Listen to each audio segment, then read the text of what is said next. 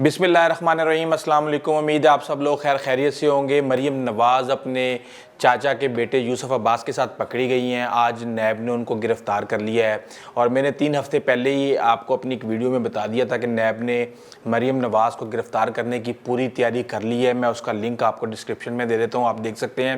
مسئلہ یہ ہے کہ یہ لوگ اربوں کھربوں روپے ان کے اکاؤنٹس میں آ جاتے ہیں، زمینیں جائیدادیں ان کے نام پہ ہو جاتی ہیں، اور جب ان سے پروف مانگا جاتا ہے تو یہ کہتے ہیں ہمارے پاس کوئی پروف نہیں ہے، اور جب ان کو گرفتار کیا جاتا ہے تو ان کو غصہ آ جاتا ہے۔ یہ کہتے ہیں ہمیں پولیٹیکل وکٹمائزیشن کا نشانہ بنایا جا رہا ہے۔ آکسفورڈ سے پڑھے ہوئے ہمارے جناب نوجوان لیڈر بلاول آج اپنی اوقات سے باہر ہو گئے۔ میں تو یہ کہوں گا کہ ایک طرح سے وہ اپنے ہوش و حواس کھو بیٹھے جب ان کو پتہ چلا کہ ان کی بہن مریم نواز کو گرفتار کر لیا گیا ہے، اور انہوں نے کشمیر کے لیے جو سیشن ہو رہا تھا اس میں کشمیر پر بات کرنے کی بجائے وہاں پہ عمران خان کو بغیرت کہنا شروع کر دیا، اور کہا کہ یہ بندہ جو ہے نا ڈکٹیٹر بن گیا ہے اور یہ فلاں ہو گیا ہے۔ اگر آپ یہ دیکھیں تو ایک بھی جو کیس ہے وہ عمران خان نے خود نہیں بنایا، یہ سارے کے سارے نیب بنا رہی ہے، اور ان میں سے آدھے سے زیادہ کیسز جو ہیں وہ پیپلز پارٹی اور نون لیگ نے ایک دوسرے کے خلاف بنائے تھے۔ اب مجھے آپ ایک بات بتائیں کہ 7 کروڑ روپیہ مریم نواز کے اکاؤنٹ میں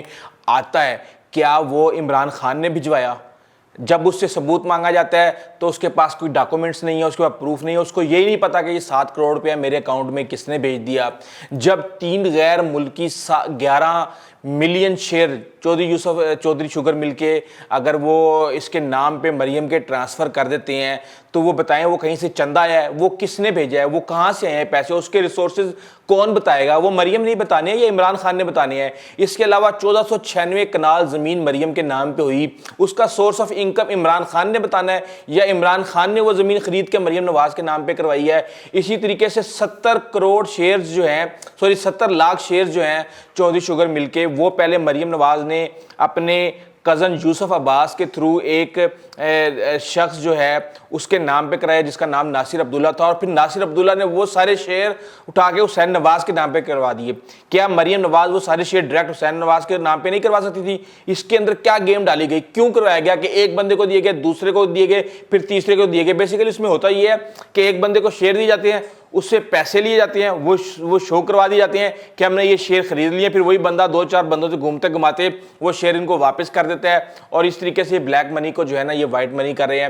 مجھے ایک بات بتائیں پہلے تو بلاول صاحب کہ آپ ایوان میں کھڑے ہو کے پوری دنیا کے سامنے پاکستان کا مذاق اڑا رہے ہیں، لوگ دیکھ رہے ہیں کہ کشمیر کے اوپر پاکستان کی جوائنٹ سیشن ہو رہا ہے، اور اس میں پاکستان کی ایک بڑی پولیٹیکل پارٹی کے چیئرمین جو ہے نا کشمیر پہ بات کرنے کے بجائے اپنے سیاسی اختلافات پہ بات کر رہے ہیں۔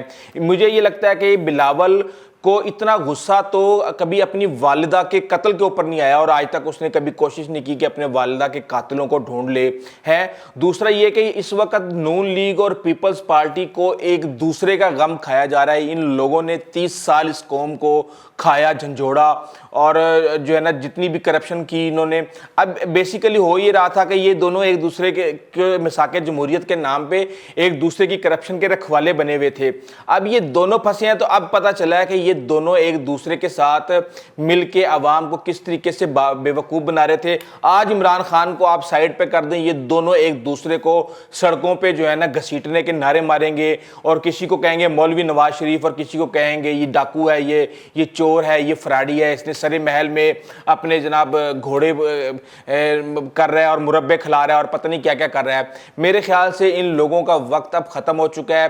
اب عمران خان نے صرف کیا کیا ہے؟ عمران خان نے اداروں کو فری ہینڈ دے دیا۔ اس نے کہا ہے کہ ٹھیک ہے، کوئی جتنا مرضی بڑا آدمی ہے، اگر وہ کرپشن کر رہا ہے، اگر اس کے اوپر آپ ثابت کر سکتے ہیں تو آپ بے شک آپ اس کو گرفتار کر لیں۔ اس وقت نیب کو بھی بہت سے چیلنجز کا سامنا ہے۔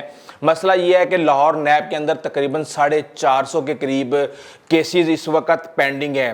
اب 450 کیسز کی اگر آپ ڈیلی کی بیسس پہ سماعت کرنا شروع کریں تو یہ آپ کو 450 جج چاہیے۔ چلیں 450 جج نہیں دے سکتے، اس وقت 5 جج ہیں، آپ 5 جج لاہور میں، 5 راول پنڈی میں، اور 5 آپ کراچی نیب کو دے دیں، مزید 5 پہلے ہیں وہاں پہ، تو کم سے کم جو 5 سے 10 بڑے کیسز ہیں ان کا ڈیلی بیسس پہ سماعت کر کے اگلے 3 مہینے میں کم سے کم فیصلہ تو ہو جائے۔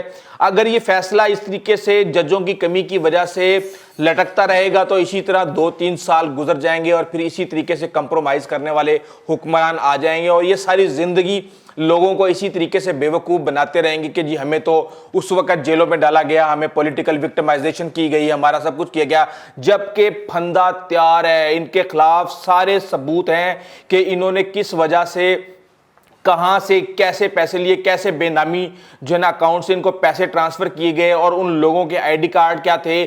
کوئی جو ہے نا وہاں پہ ریڈی بان تھا, کوئی وہاں پہ جو ہے نا نوٹوں کا کام کرتا تھا, کوئی بیچارہ پاپڑ بیچتا تھا, ان کے آئی ڈی کارڈ چرا کے انہوں نے باہر سے پیسے لگوائے اپنے آپ کو کروڑوں روپیہ, اور یہاں پہ پیسے کسی بھی منی ایکسچینجر کو دے دیتے تھے اور اس کی جو برانچ ہوتی تھی بیرون ملک وہاں سے وہ پیسے ان کے اکاؤنٹوں میں ٹرانسفر کر دیتا ہے.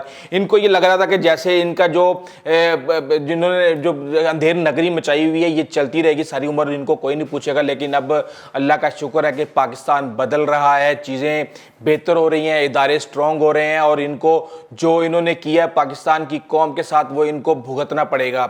اب کبھی امکان یہ ہے کہ مریم نواز جو عید اپنے والد کے ساتھ منائیں گے, ایک طرح سے یہ خوش آئند بھی ہے کہ چلو باپ اور بیٹی جو ہے نا اکٹھے عید منائیں گے. دوسرا یہ میں آپ کو بتاؤں کہ مریم نواز کے جھوٹوں پہ تو آپ میرے خیال سے کسی کو کوئی شک نہیں ہے کہ مریم نواز نے ساری زندگی جھوٹ بولے ہیں. ایک جگہ پہ کہتی ہیں کہ میری پاکستان تو کیا, بیرون ملک تو کیا, پاکستان میں بھی کوئی پراپرٹی نہیں ہے, میں تو اپنے والد صاحب کے پاس رہتی ہوں, وہ میرا خرچہ اٹھاتے ہیں. اس کے کچھ عرصے بعد ہی وہ کہتی ہیں کہ جی میرے 1 ارب روپے کے اثاثے ہیں. اب یہ لوگ کب تک اس طریقے سے سفید جھوٹ بول بول کے عوام کو بے وقوف بناتے رہیں گے؟ ان سب کا حساب ہوگا اور ہر وہ بندہ جس نے اس قوم کے ریسورسز کو جھنجھوڑا ہے وہ انشاءاللہ جو ہے نا بھگتے گا کہ اس نے جو کیا ہے اس کو. دوسری چیز یہ ہے کہ کشمیر کے معاملے پر بڑے سخت ڈیسیجن پاکستان کی حکومت نے لیے ہیں. دوسری طرف سے چین کا بڑا سٹرونگ ری ایکشن آیا ہے, اس نے کہا ہے کہ یہ میری ٹیریٹوریل انٹیگریٹی کی انہوں نے جو ہے نا انڈرمائن کیا گیا ہے چین کی, اور لداخ میں جو بدھسٹ کمیونٹی ہے وہاں پہ پاپولیشن والا علاقہ ہے اس کو اس طریقے سے بھارت چھیڑ چھاڑ نہیں کر سکتا. جبکہ امریکہ اسی طریقے سے ٹال مٹول کر رہا ہے, وہ کہہ رہا ہے کہ جی آپ نے لڑنا نہیں, آپ نے جھگڑنا نہیں, ہم اس کو دیکھ رہے ہیں معاملے کو. اب سمجھ نہیں آتی کہ امریکہ کیا چاہتا ہے. بیسک ظاہر سی بات ہے امریکہ نے اسی ملک کا ساتھ دینا ہے جس کے ساتھ اس کے مفادات جڑے ہوئے ہیں. پاکستان نے بھارتی ہائی کمشنر کو ملک بدر کرنے کا فیصلہ کر لیا ہے. پاکستان کا جو نیا سفیر تھا اس کا نام تھا معین الحق, اس کو ابھی نامزد کیا گیا تھا نیو دہلی کے لیے, اس کو وہاں جانے سے روک دیا گیا ہے.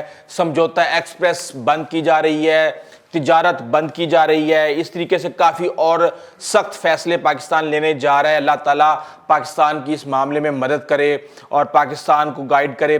آپ کو اگر ہماری ویڈیو اچھی لگی ہے تو پلیز آپ ہمارے چینل کو سبسکرائب کریں, شیئر کریں اور کمنٹ ضرور کیجیے گا. انٹل دا نیکسٹ ٹائم, اللہ حافظ.